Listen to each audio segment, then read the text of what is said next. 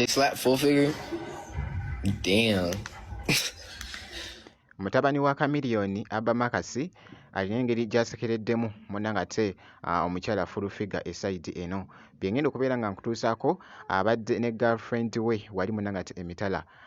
Ku side y'emu mutabani wa Bobi Wine Solomon Kampala yenno avuddeyo munnange ate n'obubaka eside eno munnange abadde akambuwaddemu eside eno byengenda okubeera nga nkutuusaako ko Kushiba Kalungi Kosate Palaso n'eziza Bafana beeguddeko munnange. Kakati nno nzikiriza kansoke munnange nkutegeeze wali mutabani wa Bobi Wine avuddeyo ko munnange wali agambye nti nno w'obeera nga like nga olinga wa NRM nga ongoberera oba nga nange nga nkugoberera osobola munnange ate okunjijjamu nga fooloyo tayagala munnange kugoberera muntu wa NRM. Agambye nti nno n'agamba nti nno abantu munnange ate mu Uganda bali mu kusafaringa eside eyo. Nze gw'olaba seebaka mbeera munnange ate ndowooza ku bantu abali munnange ate mu Kaaba Uganda eyo mu nsi yange nga boogezako okulaba bwe bubaka abadde abutadde ku mukutu gwe ogwa Instagram. By the way biri mu kwogeza abamu obwama eside eyo mutabani munnange ate wa Bobi Wine naye nga byebyo munnange eside eyo. Kankwongereyoko wali Abba Makasi avuddeyoko wali alina engeri gy'asekereddemu munnange ate omukyala full figure wali bannange nti engeri gye baamukba wabula bannange Abba Makasi naye taggwayo abadde ne girlfriend we nga boogezako okulaba akatambi ako. They slap full figure? Damn. How the fuck did that happen?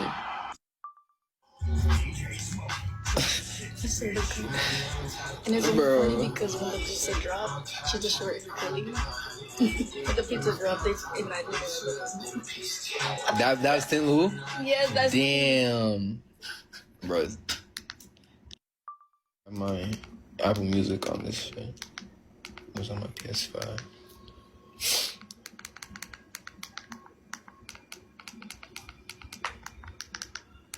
Cardi, I want Cardi. That's so good. Let me put y'all on. Let me put them on to underground music. Let me play you guys. Let me play you guys some music, and I want you guys to tell me if it's like fire or not. All right. Let me play you guys one of my favorite ones that I've been listening to like right now, recently.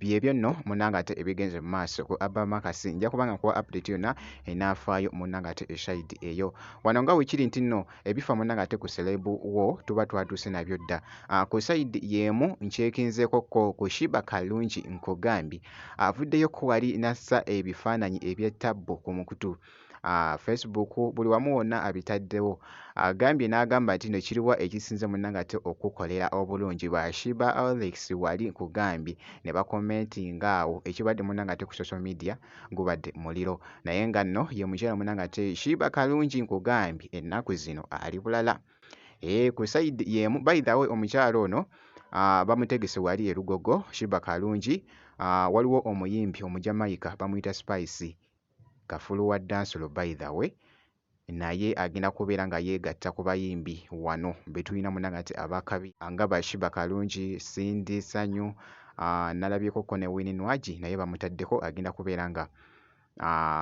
beetaba wali munnange ate ku stage nga mwana muwala oyo aze omujamaika Spice okuva munnange ate eside eyo naye nga byebyo munnange kankwongereyoko wali ku side y'emu ziza Bafana gabadde mazaalibwa ge katusooke munnange ate tumuyozoyoze amazaalibwa ge happy birthday eri munnange ate ziza Bafana wano ku Geminat Yogi naawe kennyini osobola munnange ate omwagaliza amazaalibwa amalungi gwe kasita okomentinga awo nti happy birthday eri munnange ate ziza Bafana ku side y'emu babadde beeguddeko ko ne Palaso nga boogezako okulaba nkugambye engeri gye babadde bagoyingamu ko crazy wali wonna ffe bwe mulaba wano tuli babiri nze nfuulira iye faya kati ffe bwe mulaba wano tuli babiri nze nfuulira iye faya kati byebyo nno munnange era nga bw'olabye webityo munnange ate webitambudde esayidi eyo gwe kasita obeera ng'osubscribinze lindiira bulindirizi munnange ate update yonna tujja kubeera nga tukutegeeza esayidi ngenda kubeera nga nkomako mu maaso awo n'ebirala